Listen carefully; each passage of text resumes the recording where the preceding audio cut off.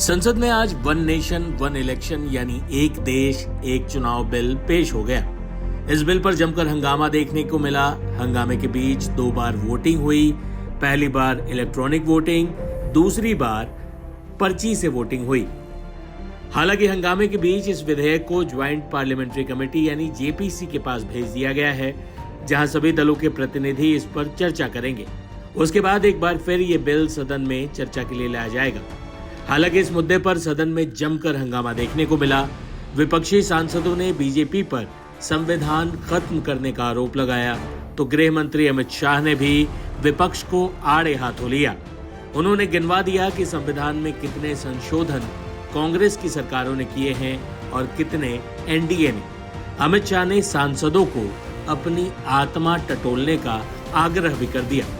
सुनिए क्या बोले गृह मंत्री अमित शाह। मान्यवर, बहुत लंबी आजादी की लड़ाई के बाद हम आजाद हुए।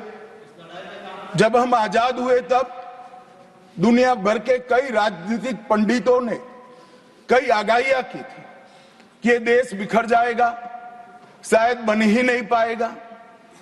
कुछ लोगों ने ऐसी आगाही की थी कि यहां डेमोक्रेटिक वैल्यू प्रस्थापित हो ही नहीं पड़ सकते, एकता हो ही नहीं सकती और ये देश आर्थिक रूप से कभी भी आत्मनिर्भर नहीं हो पाएगा।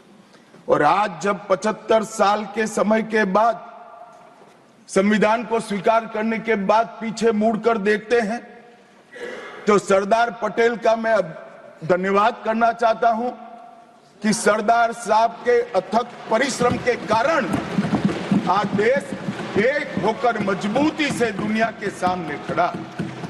मान्यवर, जो कहते थे लोकतंत्र इस देश में सफल नहीं होगा, मैं वो सभी लोगों को इस सदन के माध्यम से कहना चाहता हूं कि 75 साल हो गए हमारे साथ भी पास पड़ोस में दुनिया भर में कई लोग आजाद हुए, नई शुरुआत की।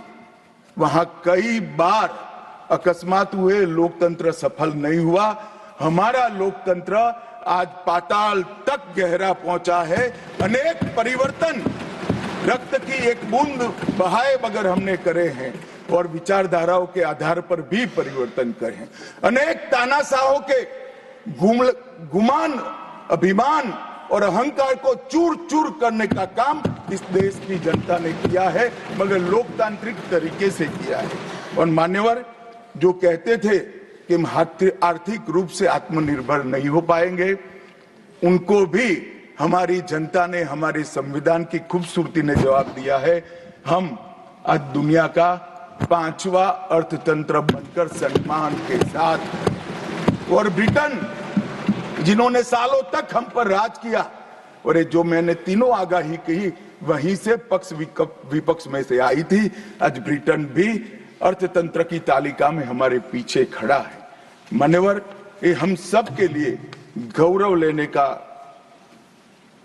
पल है, हम सब के लिए बोध लेने का भी पल है और हम सब के लिए संकल्प लेने का भी पल है। और ये सदन जे आपने लगभग 80 से ज्यादा सांसदों को मान्यवर बोलने का मौका दिया, 31 घंटे की चर्चा हुई और ये चर्चा में सभी भाव पक्ष या विपक्ष से कहीं न कहीं प्रकट हुए।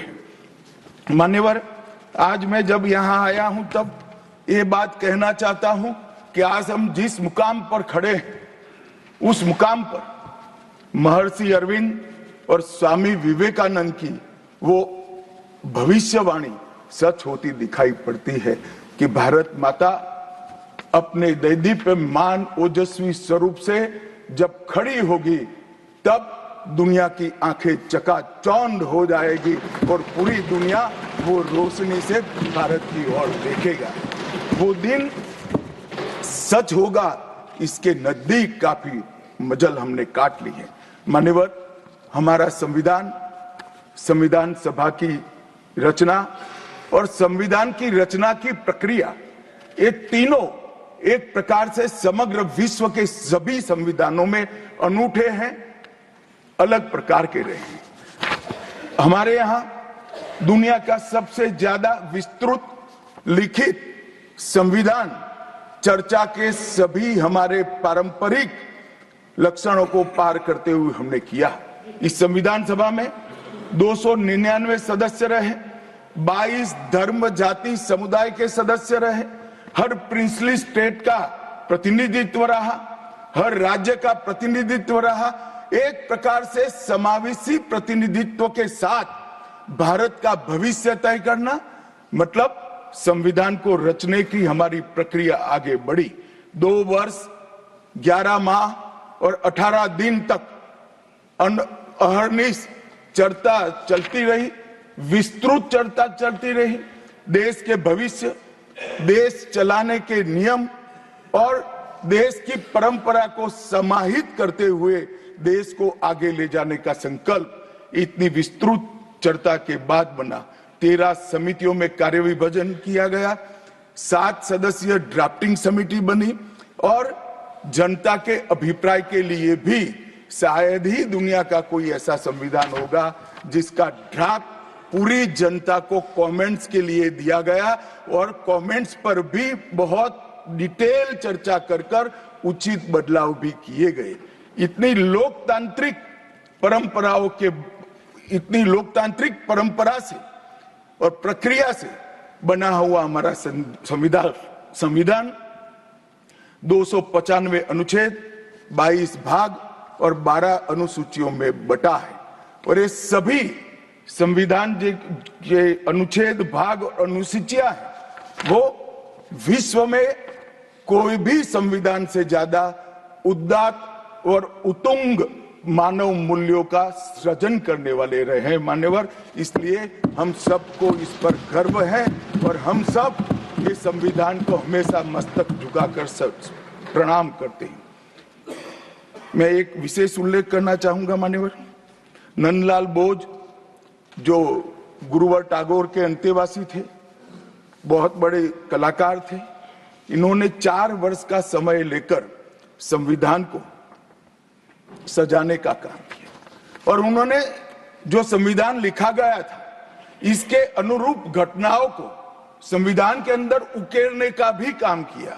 इतिहास, धर्म, संस्कृति और परंपरा, सबसे मानव जीवन के उच्च मूल्य देने वाली सभी संदेशों को, घटनाओं को उन्होंने चित्र रूप में यहाँ पर उकेरा। यहाँ पर भगवान राम का चित्र भी मिलेगा, बुद्ध और महावीर का भी मिलेगा, दशम पिता गोविंद सिंह जी का भी चित्र मिलेगा। गुरुकुल, हमारी शिक्षा नीति कैसी होनी चाहिए, इसका संदेश भी मिलता है। राम, सीता, लक्ष्मण वो एक प्रकार से हमारे अधिकारों का चित्रण करते वक्त दिखाए गए। भगवत गीता के संदेश का चित्र भी दिया। शिवाजी और लक्ष्मीबाई को भी यहाँ पर स्थान देकर देशभक्ति के उत्तुंग पाठ हमें पढ़ाए। नालंदा यूनिवर्सिटी हमारी प्राचीन शिक्षा पद्धति का हमें स्मरण कराती है और नटराज जीवन में बैलेंस कैसे होना चाहिए, वो बैलेंस के सिद्धांत को भी प्रतिरूपित करता है। मैंने आज थोड़ा यहाँ आने से पहले क्या क्या चर्चा हुई राज्यसभा में, उसमें हमारे एक सम्मानीय सदस्य ने कहा कि चर्चा का स्तर कितना नीचा हो गया है कि यहाँ चित्रों की चर्चा हो रही है। मान्यवर, अगर संदेश लेना नहीं आता तो संविधान का भी कोई उपयोग नहीं। ये सारे जो चित्र लगाए हैं वो हमारे हजारों साल से चलने वाले हमारे राष्ट्र के जीवन को उद्घोषित करने वाले। और कोई ये न समझे कि हमारा संविधान दुनिया के संविधानों की नकल है। हाँ, हमने हर संविधान का अभ्यास जरूर किया है, क्योंकि हमारे यहाँ तो ऋग्वेद में कहा गया हर कोने से हमें अच्छाई प्राप्त हो, शुभ विचार प्राप्त हो और शुभ विचार को स्वीकारने के लिए मेरा मन खुला हो। मान्यवर, हमने सबका सबसे अच्छा लिया है, मगर हमारी परंपराओं को नहीं छोड़ा है। पढ़ने का चश्मा अगर विदेशी है तो संविधान में भारतीयता कभी नहीं दिखाई देती। और मैं मानता